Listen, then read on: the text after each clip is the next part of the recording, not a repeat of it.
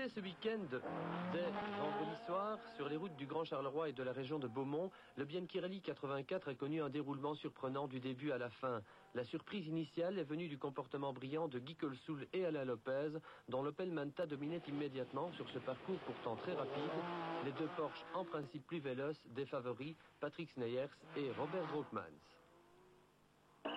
Colsoul-Lopez, leader avec quelques petites secondes d'avance sur Sneyers et Drookmans. Ce scénario allait se répéter tout au long de la première partie du Bianchi. La R5 Turbo du Suédois Walfridsson avait bien du mal à suivre ce rythme infernal, talonné par le Warémien Jean-Louis Dumont. Guy Colsoul à l'attaque, pourchassé par Patrick Sneyers. Cela fait énormément de poussière, mais donne un spectacle de choix aux dizaines de milliers de passionnés. Ici, sur le fameux trèfle des Hamed à Froidchapelle, l'occasion d'un parfait 360 degrés. L'aéroport de Charleroi-Gosti, hier, samedi à 13h. Deuxième surprise du Bianchi Rally 84, Guy Colsoul et Alain Lopez devancent Sneyers et Drookmans de 14 secondes. Ils foncent sur la spéciale exhibition.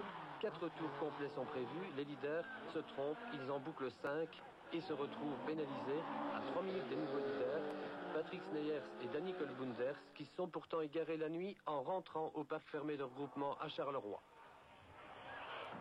La troisième surprise surviendra en fin de rallye et il faut la noter au pluriel.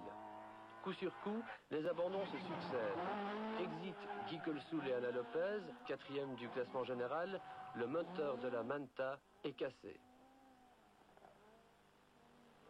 Le Suédois Walfridsson, à ce moment 3e, s'immobilise, problème de frein et boîte de vitesse cassée.